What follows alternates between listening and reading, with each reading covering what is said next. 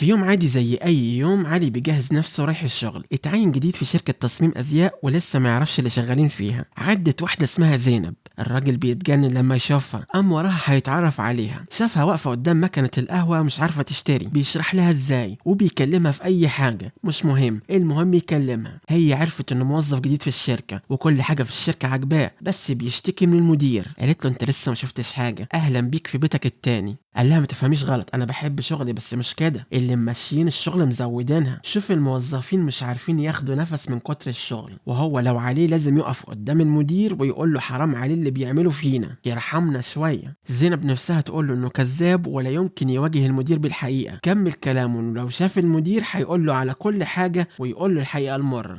جاء واحد بيخانق دبان وشه، هو ده المدير. زينب بتطمن على اخوها عامل ايه. علي بص عليها، اخوكي ده من شويه كان بيتكلم على اخوها. الراجل خايف هتقول لاخوها ولا مش هتقول، وبيقول لنفسه اترفدت وانا لسه ما جبتش الموبايل. بصت عليه وقالت له ايوه زي ما سمعت، هي تبقى اخت المدير وصاحب الشركه.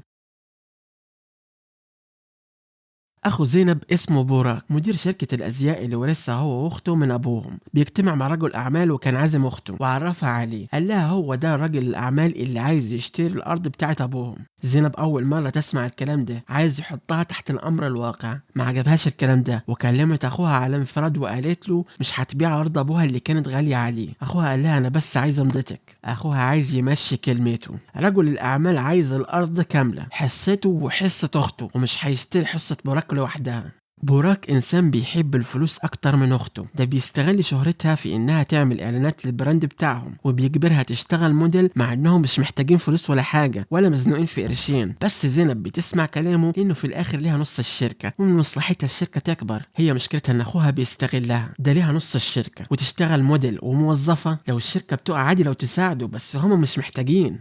علي في وقت فراغه بيحب يصيد سمك في حتة قريبة منهم. علي بيعدي قدام الكاميرا أو بيبوظ جلسة التصوير والمخرجة بتسمعه كلمتين. اتفاجئ لما شاف زينب والأمن اللي بيتخانقوا معاه وهيمدوا إيديهم. زينب حطت رجلها وغمزت له ياخد حقه ووقع الراجل. هربت مع علي هتزوغ من جلسة التصوير، بس السكيورتي لحقوهم. فجأة زينب سابت علي ووقفت ورا راجل الأمن وقالت له كان هيخطفني واديه لأخويا وهو هيتصرف معاه، الراجل هيمسكه. زينب جابت عصاية وضربت الراجل على دماغه وهربوا مرة تانية. زينب قالت له من زمان ما عشتش اجواء المغامره وكانت مبسوطه قوي باللي حصل، على عكس علي اللي مش عاجبه البهدله وقله القيمه، هو خارج يريح دماغه ويصيد سمك. زينب اول ما سمعت صيد اتحمست قوي، مغامره جديده. قال لها لا انا رايح لوحدي، ده يوم اجازتي، عايز استريح من غير ما حد يوترني. زينب هددته لو ما خدهاش معاه هترفده وهتكلم كل اللي تعرفهم في المجال ما حدش يشغله. تقول له بصراحه انها اتخنقت من الشغل وعايزه تعمل اي حاجه جديده ترفه عن نفسها. قرفت من روتين الشغل واخوها اللي بيتحكم فيها، مشغلها ليل نهار لحد ما نسيت الحياة الطبيعية زي باقي الناس وهتترجاه ياخدها معاه. صعبت عليه وخدها معاه حتة هادية هيعلمها ازاي تصيد. في الأجواء الجميلة دي هي بتتغاظ منه، هو بيجيب سمكة ورا التانية وهي مش عارفة تجيب واحدة، بس كانت سعيدة بالتجربة الجديدة.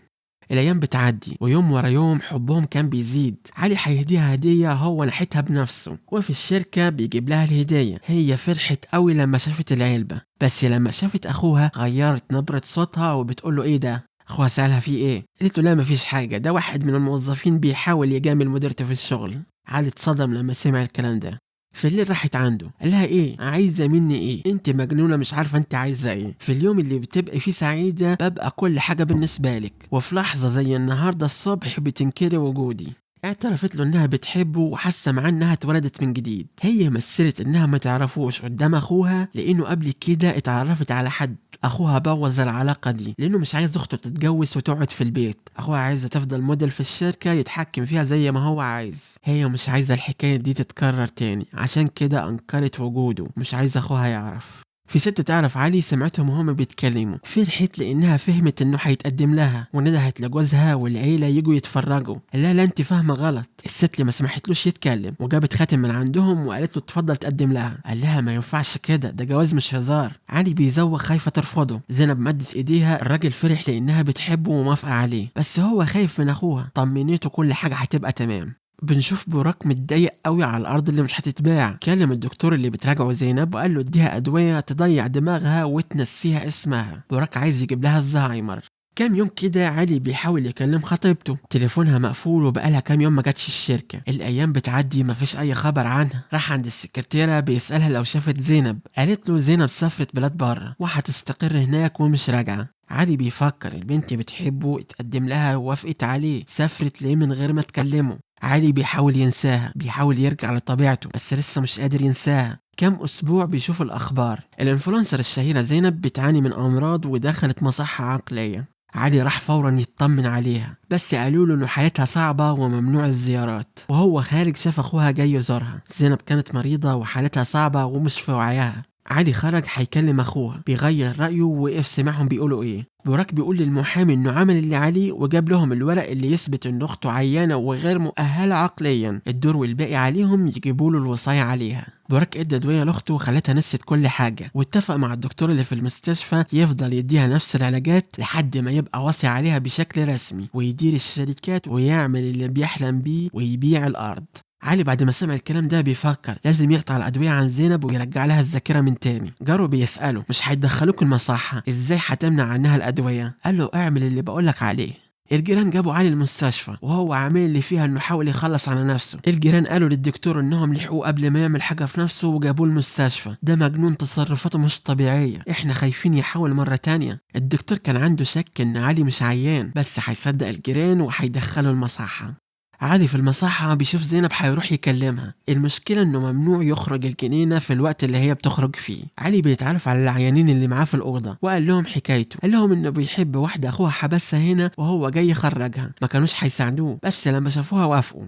في المصحة بنشوف العيانين بيتفرجوا على العشق الممنوع. العيانين من كتر ما شافوا المسلسل حافظين الحوارات كلها. صحاب علي بقالهم فترة هنا وعارفين المستشفى كلها وخدوه يشوف زينب. علي بيكلمها هي مش فاكرة حاجة، كأنها بتشوفه أول مرة. حاول يفكرها بالذكريات الجميلة، مش فاكرة، وقالت له انت اسمك ايه، وندهت على الممرضة تاخدها من هنا. علي بيتأثر بقى، معقولة حب عمره مش فاكره؟ كلم صحابه وقال لهم انا عايزكم في مهمة، انتوا هتبدلوا أدوية زينب وتحطوا مكانها شوية مسكنات، وهيساعدها تفتكر الماضي. هيمثل هو واصحابه ذكرياتهم الجميلة من صيد سمك وجلسة التصوير اللي فركشها، بس للأسف ما كانتش بتفتكر أي حاجة. بس مش هيفقدوا الأمل وشغالين مسرحيات كل لحظاتها مع علي. في الآخر بيتفق مع صحابه على خطة يهربوا بيها. لما جاء وقت الهروب الخطة نجحت وخرجوا من المستشفى.